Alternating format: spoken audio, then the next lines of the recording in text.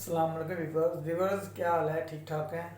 तो व्यूवर्स आज हम डिस्कस करेंगे डेंकी के बारे में, जो करंट सिचुएशन जो आज का करंट चल रहा है डेंकी के बारे में। जो इन्फॉर्मेशन है मेरे पास, मेरे दोस्तों से बात होती रहती है। जो कुछ मेरे दोस्त हैं वो फंसे हुए हैं बीच कंट्रीज़ में, रोमानिया, सर्बिया, बोस्निया वगैरह में, और कुछ पहुंच चुके हैं। तो उनसे गाहे गाहे मेरी बातचीत होती रहती है। तो आजकल की जो करंट सिचुएशन है उसके बारे में हम बात करेंगे। तो गाइस प्लीज़ आप मेरे इस चैनल को सब्सक्राइब कर दें, बेल के आइकन को क्लिक कर दें, ताकि आने वाली वीडियोस आपको मिलती रहें। और मेरी इस वीडियो को लाइक ज़रूर करें। आजकल जो सिचुएशन चल रही है उसमें कई तरह के फैक्टर्स हैं। आजकल डेंकी लगाना वैसे बेवकूफ़ी है मेरे ख्याल में, क्योंकि सर्दी बहुत ज़्यादा हो गई है। तो हर चीज़ वहाँ पे जाम हो जाती है, सर्दी बहुत ज़्यादा होती है। आप ग्लव्स पहन लें, शूज़ पहन लें, जितनी मर्जी जैकेट्स पहन लें, आपको सर्दी बहुत लगेगी। क्योंकि आपने डेंकी कौन सा, आपने किसी ट्रेन में बैठ रहे हैं या किसी गाड़ी में बैठ रहे हैं या हवाई जहाज में बैठ रहे हैं, आपने पैदल चलना है बहुत ज़्यादा। तो आजकल डेंकी की 3-4 वजूहत हैं जिनकी वजह से थोड़ा सा आपको स्टे करना चाहिए, देखना चाहिए। नंबर 1 पे बहुत ज़्यादा दबाव है यूरोपियन यूनियन का। रोमानिया पे बहुत ज़्यादा दबाव है, क्रोएशिया पे, सर्बिया पे आजकल बहुत ज़्यादा दबाव पड़ा हुआ है कि आप लोगों को एंटर होने क्यों देते हैं। वो रोकते हैं, वो एंटर तो नहीं होने देते, लेकिन लोग मुख्तलिफ ज़राए से निकल जाते हैं वहाँ से, डेंकी लगा के मुख्तलिफ रास्तों से। हर जगह पे तो फोर्स नहीं वो दे सकते। बॉर्डर पे आपको पता है कितनी भी सख्ती कर लें तो जो एजेंट हैं वो निकालते हैं लोगों को वहाँ पे। तो उनके ऊपर बहुत ज़्यादा प्रेशर इन दिनों में आया हुआ है।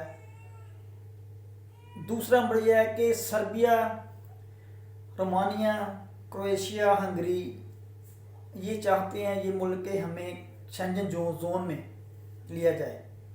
तो इसलिए भी ये लोग सख्ती बहुत ज़्यादा करें, क्योंकि हर साल इनका फैसला होना होता है। हर साल वो कह देते हैं अगले साल हो जाएंगे। इस बार भी उम्मीद है कि उम्मीद भी काफ़ी सालों से चल रहा है कि रोमानिया और सर्बिया को, इनको उम्मीद है, क्रोएशिया को उम्मीद है, क्रोएशिया को ज़्यादा उम्मीद है, इसके इनसे ज़्यादा उम्मीद क्रोएशिया को, रोमानिया को है कि हमें ये शेंजन जोन में ले लेंगे। लेकिन वो हर दफ़ा इसी तरह कह देते हैं इनको। और अभी अभी चंद दिनों के बाद ये डिसीजन आने वाला है कि इनको लिया जाएगा कि नहीं लिया। इस वजह से भी ये इन दिनों में बहुत ज़्यादा सख्ती है। ये बहुत ज़्यादा ब्लॉकेज इन्होंने की हुई है कि दाखिल ना हो, क्योंकि डेंकी पे जाते हैं लोग, यूरोप जो पहुंच जाते हैं, इटली वगैरह, फ्रांस में और जर्मनी में, फिर वो ज़ाहिर बात है जाके असाइलम लेते हैं तो उनको पता चल जाता है इतने लोग आ चुके हैं गैर कानूनी। तो वो इन ममालिक से ही गुजर के आते हैं, वो ऊपर से हवाई जहाज से तो नहीं आते। इसलिए वो इन ममालिक के ऊपर ज़्यादा सख्ती करते हैं, जैसे यूनान पे करते हैं, सर्बिया, रोमानिया, क्योंकि इंडिया से डायरेक्ट फ़्लाइट सर्बिया की जाती हैं, वहाँ पे लोग जाते हैं, वहाँ से डेंकी लगाते हैं। पाकिस्तान से लोग, इंडिया से, बांग्लादेश से लोग जाते हैं, वर्क परमिट पे जाते हैं काम करने के लिए। रोमानिया उनको वीज़े देता है क्योंकि उनको लोगों की ज़रूरत है, उन्होंने देना ही देना है वीज़ा, काम करवाना है, करना वहाँ पे। लोग जाएँ वहाँ काम करेंगे तो उनको मुल्क चलेंगे। तो ये भी एक फैक्टर होता है। इस वजह से भी बहुत ज़्यादा सख्ती है। सख्ती की वजह से भी आपको रुकना चाहिए, स्टे करना चाहिए। आइंदा जो फैसला आएगा उन ममालिक के बारे में, उसको देखते हुए फिर आप मूव करें।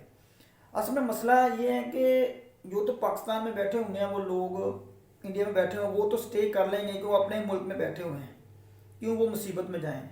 ये मसला ज़्यादा उनके लिए होता है जो लोग स्टे कर कर के जाते हैं, डेंकी लगा के जाते हैं, मतलब उनके पास पैसे पूरे नहीं होते। सारी गेम पैसे की है।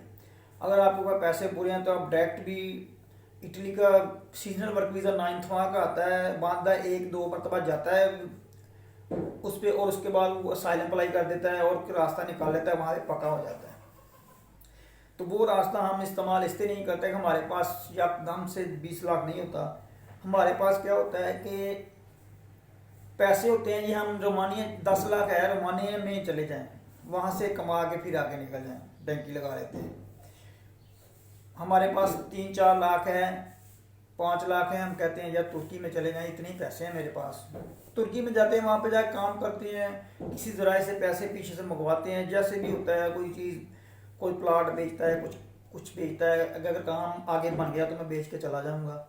वहाँ पे जाके स्टे करते हैं, काम करते हैं तुर्की में। जब दार उनका वो होता है ना, कोई कहते हैं कि यूनान पहुँच जाते हैं वो किसी किसी भी तरह डैंकी लगाकर, तो यूनान में फिर काम करना शुरू कर देते हैं छुप कर। वहाँ पे रोज़ सलालत है आजकल वैसे, तो मुश्किल है सर्वाइव करना, वहाँ से आगे निकलना पड़ता है आपको, मजबूरी है आपकी कि आप सर्बिया चलें, यूनान से आप मकदोनिया, सर्बिया से बोस्निया से फिर आप क्रोएशिया, फिर ऑस्ट्रिया, फिर इटली, स्लोवेनिया, आपको इटली पहुँचना पड़ता है आपको। फिर आप इटली जाके स्टे करते हैं, क्योंकि वहाँ पे आपको फिर काम करते हैं, कागज़ वगैरह वहाँ पे बनने के लिए आप असाइलम अप्लाई कर देते हैं। ये लोग जो तो पाकिस्तान में हैं ये वो तो कर लेंगे इधर, मतलब वेट कर लेंगे इन दिनों। जो लोग वहाँ पे ऑलरेडी जा चुके हैं, यूनान में है, यूनान से आगे मूव करना है, सर्बिया पहुँच चुके हैं, सर्बिया से आगे मूव करना है, बोस्निया पहुँचेंगे, बोस्निया से मूव करना है, यहाँ से रोमानिया चले गए हैं, रोमानिया से आगे मूव करना है। ये उन लोगों के लिए ये है कि आजकल सख्ती बहुत ज़्यादा है, स्टेक रेट जो पकड़े जा रहे हैं लोग, उनके लिए मसला हो रहा है। अभी तो इन दिनों में ये भी चल रहा है कि फ्रांस ने बहुत ज़्यादा सख्ती की हुई है, फ्रांस और जर्मनी, क्योंकि ये आपको पता है शेंजन जोन में मेन अमीर कंट्रीज़ हैं और इन्हीं में ज़्यादा कमाई है। जर्मनी बहुत सबसे ज़्यादा कमाई है। ये नहीं चाहते कि बड़ी तादाद में लोग एशिया से उधर जाएं, तो इन्होंने मिल के कैंप बना रहे हैं, ये नए कैंप बना रहे हैं। अब जो भी बंदा उनको पकड़ा जाएगा वहाँ से फ्रांस में या जर्मनी में इलीगल, उसको उस कैंप में रखेंगे। वो स्पेशल कैंप को बना रहे हैं, वो बंदा कैंप में रहेगा, वहाँ पे उनका फैसला किया जाएगा इनको पाकिस्तान या इंडिया वापस भेजना है कि यहाँ पे रखना है। तो आप समझदार हैं, उस कैंप में जो चला गया वो तो सीधा डिपोर्ट है, उसको वो नहीं रखेंगे, उनका मिशन है। इसलिए आप थोड़ा सा अवॉइड करें, बहुत ज़्यादा उन्होंने प्रेशर डाला हुआ है इन कंट्रीज़ में जो की टू यूरोप हैं, मसलन यूरोप की हैं, चाबी हैं, जैसे तुर्की है, रोमानिया है। रोमानिया यूरोप में है, लेकिन यह है कि शेंजन में ही है। हाँ, हमें तो मेन मकसद होता है शेंजन जोन में जो है वो मुल्क है यूरोपियन, मेरे ख्याल में। रोमानिया जाए जितना मर्जी काम करें, आप इतनी अर्निंग नहीं कर सकते। सर्बिया में अर्निंग आप कर ही नहीं सकते, वहाँ पे काम ही आप कर ही नहीं सकते। सारे लोग वहाँ से यूरोप शेंजन जोन में चले जाते हैं लोग काम करके। बोस्निया चले जाएँ, वहाँ पे कुछ भी नहीं है। वो बोस्निया के सारे लोग वो भर के गाड़ियों पे लेके जाते हैं जर्मनी वाले, उनको अपने मुल्क में काम करवाते हैं हमसे। ये सारी सूरत हाल आजकल चल रही है। तो इसलिए आपने जब भी मूव करना है तो आगे के हालात को देख के, अगर आप पाकिस्तान में, इंडिया में इस वक्त हैं, आपका प्लान है, मतलब आप स्टेप बाय स्टेप डैंकी लगा के जाना चाहते हैं, तो इससे बेहतर है कि आप एक ही तरफ थोड़े से पैसे बढ़ लें और वहाँ पे सीजनल वीज़ा पे, वर्क वीज़ा पे चले जाएं अब इटली में। तो सबसे बेस्ट ये ऑप्शन है आपके लिए। जो सीजनल वर्क पे एक बार चला जाता है ना, उसको वहाँ पे सारी बातें जाके पता चल जाती हैं कैसे पक्का होना है। वो कॉन्ट्रैक्ट अपना अगले 9 माह के लिए रिन्यू करवा लेता है किसी कह के, जो भी है। उसके बाद वैसे ही उनको उसको अब जब एक सीज़न वीज़ा लगता है, दूसरा लगता है, तीसरे में वैसे 3 साल का 2 साल का लग जाता है। ये 9 माह के बाद फिर 2 साल का बंदे का लग जाता है। किसी फैक्ट्री में अगर आप बात कर लें वहाँ पे वो 2 साल का भी आपको दे देते हैं। उसके बाद आप असाइलम अप्लाई कर दें, जो भी आपकी हैं वो पक्के कागजात के लिए जो भी कई रास्ते निकल आते हैं। तो वो सबसे सेफ है। डैंकी में हर वक्त जान का खतरा है, और किसी कैंप में आपको डाल दें तो आप 4-4, 6-6 माह कैंप पे रहते हैं। जैसे यूनान में सबसे ज़्यादा लंबे कैंप चलते हैं, 6-6 माह, 8-8 माह, साल भी कैंप चलता है लोगों का। तो पता ही नहीं होता, बहुत मसले मसाइल होते हैं। तो बंदा वहाँ पे बैठा रहता है कैंपों के अंदर, कैद काटता रहता है। तुर्की के अंदर 3-4 माह तो ऐसे ही रख लेते हैं ना। तुर्की के अंदर आजकल आपको पता है ज़्यादा डिपोर्ट करते हैं। तो कोशिश करें कि आप लीगली तौर पे जाएं और वहाँ पर सीजनल वर्क वीज़ा लेके जाएं तो बेस्ट है। आजकल फ़िलहाल स्टे करें। जो लोग पहुँच जाते हैं, सर्दी में भी पहुँच जाते हैं, जो पहुँच जाते हैं वो कहते हैं तो ठीक है।